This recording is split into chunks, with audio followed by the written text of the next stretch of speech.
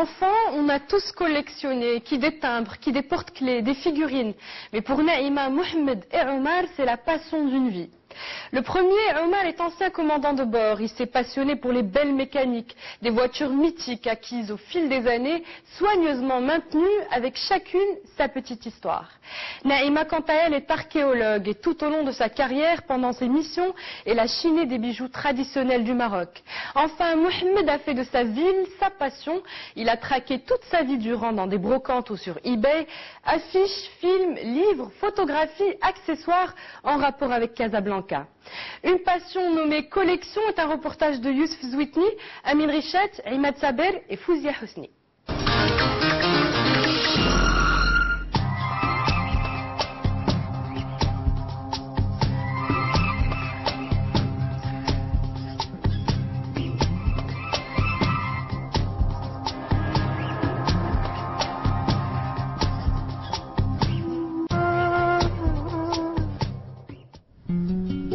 Nous sommes à Marrakech, une cité aux multiples facettes où la qualité de vie est bien connue.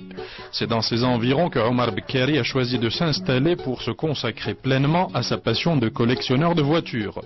Parfois ce sont de véritables épaves achetées aux particuliers et entièrement retapées. Dans sa fermette, l'ancien commandant de bord de la rame, accompagné de son frère, se rappelle son premier coup de folie. C'est avec ça que tout a commencé. C'est la première voiture ancienne que j'ai achetée. Disons que je l'ai un peu délaissée. Mais je crois que c'est elle qui mérite le plus d'attention aujourd'hui. C'est en 1975 que Omar Bekkari a acheté cette Citroën C3 de 1923. Une acquisition qui lui a coûté son premier salaire de jeune pilote de la rame. Et depuis, il ne s'est jamais arrêté, allant jusqu'à oser la comparaison avec la première cigarette grillée.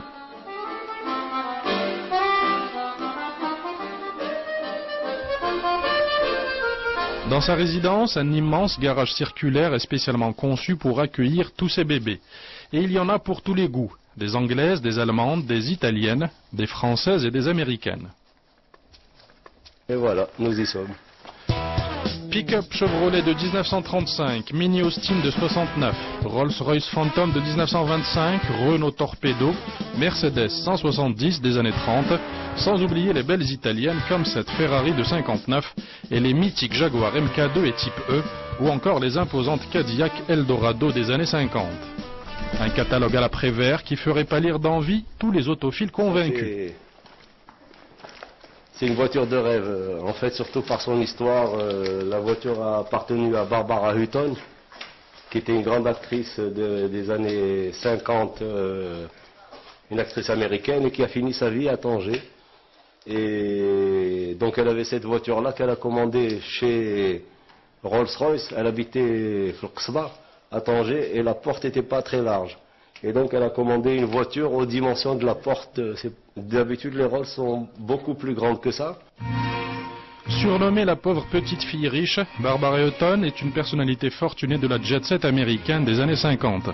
Mariée 7 fois, elle fit l'acquisition d'un palais à Tanger où elle vécut pendant quelques années avant de finir ses jours dans un hôtel de Beverly Hills en Californie. La visite guidée se poursuit au milieu des carrosseries rutilantes qu'on ne se lasse pas d'admirer. Sagement rangés dans leur box, le trio de Jaguar, type E, XK et Daimler nargue ostensiblement la Mercedes 300 SL de 1957. Plus jeune de 2 ans, la Ferrari 250 GTF a aussi son mot à dire, devant ses voisines américaines, dont la renommée est légendaire. Ford Mustang GT de 65 et Chevrolet Corvette de 55. Prêter difficilement parce qu'elles ne sont pas toutes assurées. Il a une assurance, c'est lui qui est assuré quand il roule dans ses voitures, mais on arrive de temps en temps à en avoir une pour se faire plaisir.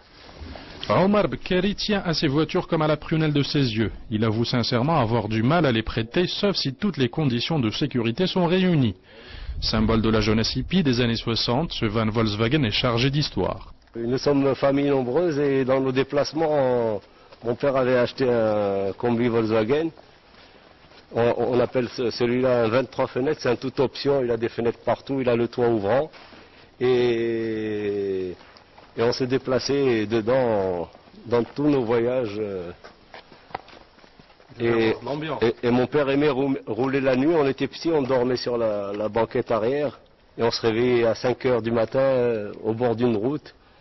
Le silence et tout le monde dormait dans la voiture et c'était des moments magiques. C'était agréable de dormir à l'arrière parce que le moteur était à l'arrière. Donc ça nous donnait un peu de chaleur et on dormait vraiment très bien. Une page d'enfance qui a manifestement influencé la vocation du pilote. Nous sommes à Bouskoura. Dans cette propriété envahie par les herbes sauvages, une vingtaine de carcasses de véhicules sont disséminées aux 4 vents. Comme cette Bentley qui a appartenu à Jacques Dutronc et qui attend son heure pour la restauration dans l'atelier de M. Bekkeri. Celle qui a le plus d'histoire, c'est la Facel Vega. C'est une voiture française des années 60. Et cette voiture a appartenu au roi Mohamed Khamis. C'était des voitures qu'on avait en rêve. Et un jour, je l'ai trouvé dans un garage de Rabat, chez un certain monsieur Ross. Et je l'ai approché pour lui demander de me la vendre. Il m'a dit que c'était une voiture qui n'était pas à vendre, que c'était un cadeau de Sa Majesté, qu'il travaillait comme garagiste au palais. Et en allant à la retraite, la voiture lui a été offerte par Sa Majesté. Obsédé par ce modèle, l'ancien pilote ne lâchera jamais prise et finira par racheter la Facel Vega aux héritiers de M. Ross. Pareil pour cette Studebaker beige en voie de restauration. Cette voiture a appartenu à Le Maigre du Breuil, grand journaliste français du Maroc, qui était pro-indépendance, pour l'indépendance du Maroc. Et donc, les gens qui ne voulaient pas entendre parler d'indépendance l'ont tué dans cette voiture-là. Il montait dans sa voiture quand il a été criblé de balles.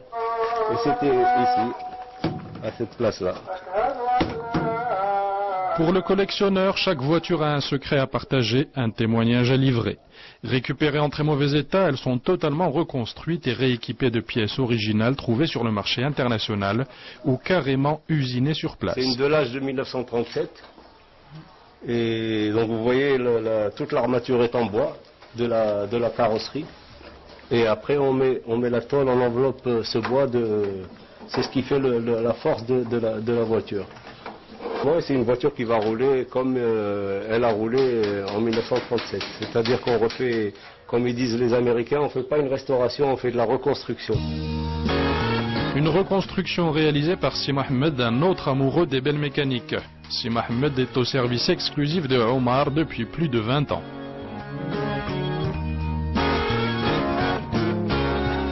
هذا حرتهم بوحدهم راكب التجربه وكنقرا الكتوبه ديالهم وكنشوف لي فيلم Je trouve un article sur quelque chose de spécial, je lui amène et il comprend très vite. Et on s'explique et on regarde le procédé de la marche à suivre et après il dépasse le procédé lui-même. البياس ما كاينش كاع بياسات لاطول ما كايناش وكابوسري ما كايناش كنصوبها ايدونتيك. Alors là on va voir la Mercedes 300 SL. C'est une voiture de 1957. C'était les voitures de sport et de course les meilleures de ces années-là. Et c'est la première voiture au monde à injection directe. Elle a un 6 cylindres. C'est trop puissant pour moi. Le papa vous les prêterait facilement, vous croyez? Non, je crois pas. Je crois pas. Vous lui demandez. Salim d'abord et Younes après. Puisque lui, il a déjà l'expérience de la conduite et des voitures sportives. Papa prête facilement ces voitures de collection? Eh ben, disons que c'est assez difficile, mais il faut avoir de l'expérience.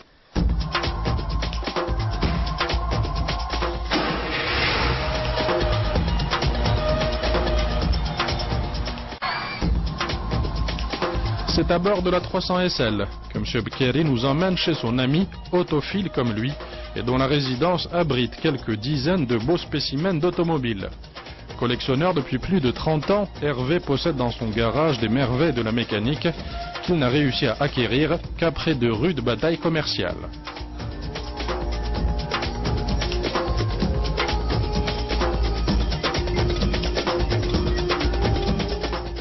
Des fois, ça se passe mal. Par exemple, si certains convoitent la même bagnole, ça finit par des bagarres, n'est-ce pas, Omar, hein? C'est la guerre, quelquefois. Mais avec nous, jamais. Nous, il y a un code d'honneur. Enfin, personnellement, il y a un code d'honneur. Quand on cherchait encore des voitures, s'il était dessus, je m'en approchais pas. Et si j'étais dessus, il s'en approchait pas. Triumph, Jaguar, MG, Mercedes, Cadillac.